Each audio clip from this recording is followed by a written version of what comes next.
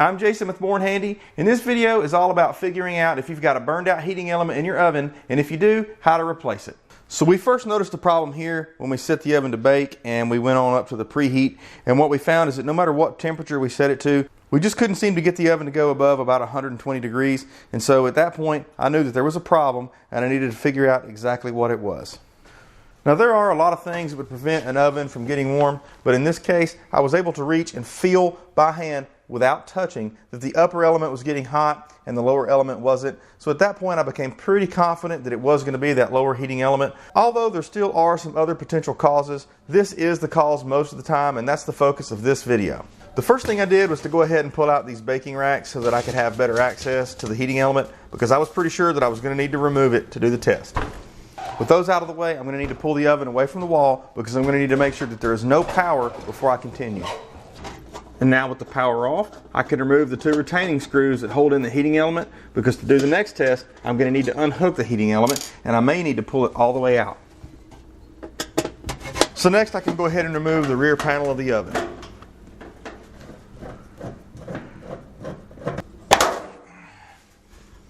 And now with the panel out of the way, I can see where the element connections are made, and making sure the power is off, I'm going to go ahead and unhook these from the panel. After unplugging these wires, I was literally able to just pull the element out of the front of the oven, and what I want to do at this point is check for continuity. What that really means is to make sure that there is a constant path for electricity to flow between the two of these, because the way this thing works is the oven puts 120 volts on this side and 120 volts on this side. That electricity meets here in the middle and heats this element up, and this element of course is what heats up your oven and allows you to cook.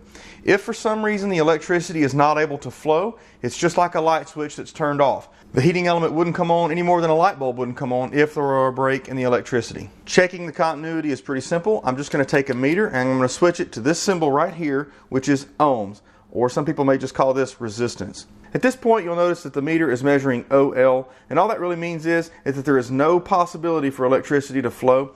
At the end of the day, resistance is really a measure of how easy electricity can pass through an item, or if it can pass through it at all. OL means electricity is currently not able to pass. So for instance, if I were to touch the two electrodes together, I'll get a very low resistance. So if I touch from here to here, I should see some level of resistance, although it should be much higher than 0.4. In this case, I've got absolutely nothing, so that confirms my suspicion that this heating element is absolutely bad.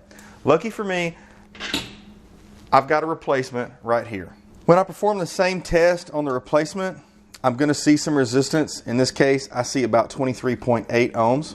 And that's about right, because what we typically want to see is high resistance when we're looking to make heat.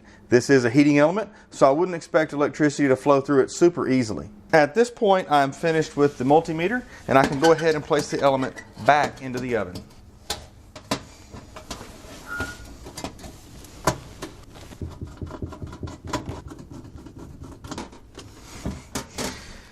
And with the element back in place, I can simply plug everything back up just as it was before. At this point, if you wanted to be pretty careful about it, you could go ahead and plug the oven back in and go ahead and give that a test. But I'm fairly confident that that's my issue, so I'm going to go ahead and do a reassembly before I plug it in and check everything out. So with the oven back in place and the heating element installed, I think it's time for us to go ahead and do a quick check. So I'm going to press bake and press it on up. And I will see if I can tell if there's any heat. And there is. I can feel quite a bit of heat coming off of that element already. And that's a wrap on replacing a heating element in this oven. Now in case you're wondering exactly how I knew which heating element to order, it was because I was able to pull the drawer out at the bottom and I located a model and serial number on the data plate. The other thing that I'll say about replacing the heating element is that try as I may, I wasn't able to find that locally, so I did have to go online and order that. And I also found that the original manufacturer part was quite a bit more expensive than an aftermarket one that was an exact replacement. I personally didn't see anything wrong with doing that, but in your case, you may want to go back with the exact manufacturer part.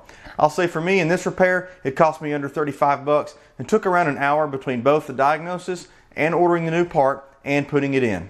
Hopefully this video helped you understand how to replace a heating element in most electric ranges. And until next time, this is Jason with Born Handy.